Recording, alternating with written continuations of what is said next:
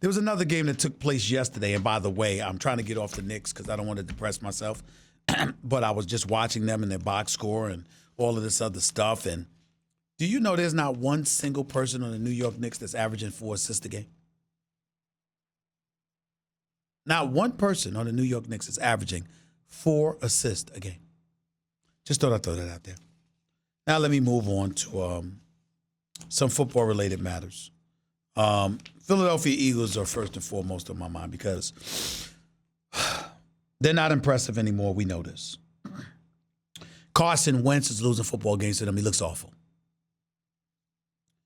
But unlike most people, particularly following their 17-9 loss to the Seattle Seahawks yesterday, I'm not going to throw Carson Wentz out with the dirty bathwater, figuratively speaking, of course. Here's my thing. First of all, Russell Wilson made every play, every throw that he needed to when it really, really counted, and Carson Wentz did exactly the opposite. Secondly, the Seattle Seahawks, if I remember correctly, rushed for 174 yards on the day, on 26 carries, averaging 6.7 yards a carry, helped by that 58-yard run by Penny. He finished with 14 carries for 129 yards, by the way. Russell Wilson, 13 to 25 for 200 yards, sacked 6 times. Relatively pedestrian performance by his standards, but nevertheless did whatever it took to get the job done. Ladies and gentlemen, to me, Carson Wentz is symptomatic of a bigger problem. So is Doug Peterson. And that's the fact that Howie Roseman, your general manager, hasn't gotten you the players that he needed. I was reading an article in Philadelphia from months earlier, last spring, where everybody was talking about all the bodies that the Philadelphia Eagles had added, and everybody was over 30. In a league at a time when everybody's trying to get younger, Howie Roseman wanted to get older.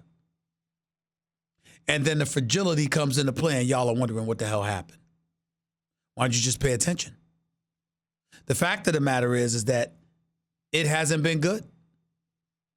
And when you look at it from this perspective, yesterday afternoon, Carson Wentz was playing without his 3 wideouts. There was no Deshaun Jackson.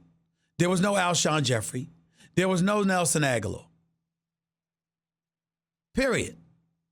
Never had a running game to speak of.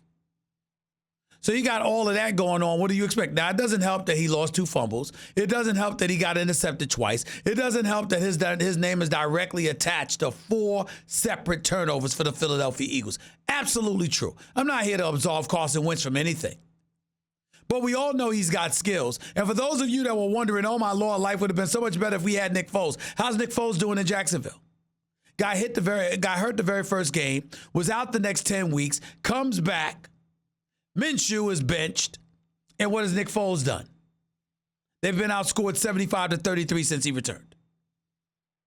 He's throwing the ball over 40 times, still ain't throwing for 300 yards a game. The reality is that the Eagles roster is not that impressive.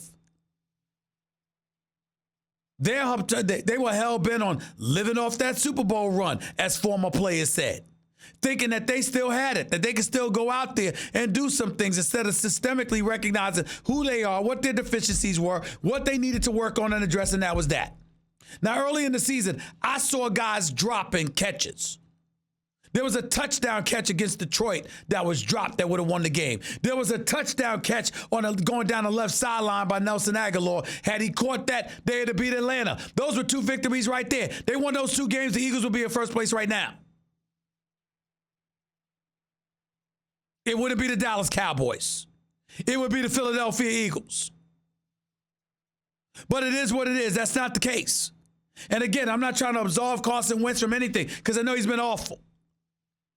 But if you know that you're operating behind the 8 ball coming into a game week after week after week, chances are you're going to overcompensate, particularly when you consider that you have the skills to do it. You're going to try to pull it off. More often than not, you'll lose that way, and I understand it, but you can also understand his desire and his penchant to try and overcompensate because he recognizes what they don't have working for them. You, Howie Roseman, how do you allow that to happen? How do you pay a guy $109 million and then turn around and don't give him the requisite pieces that he needs? At least Bill Belichick and the Patriots are underpaying Brady. At least they're not making a long-term investment. At least they're sitting there and making him earn every penny and sully his contract with incentive-laden stuff, even though he's a 6-time Super Bowl champion. You're the Philadelphia Eagles with a guy in Carson Wentz who's never so much as played a playoff game for you because he's been injured each time. The Super Bowl run and then thereafter when you beat Chicago in the playoffs last year. This is a guy that you gave $109 million in guaranteed dollars to. So why would you then turn around and not give him the requisite weapons that he needs? Why would you be a roster bereft of depth? So in the event that these older players, very familiar with the injured list, by the way, would be covered by having somebody else to replace them.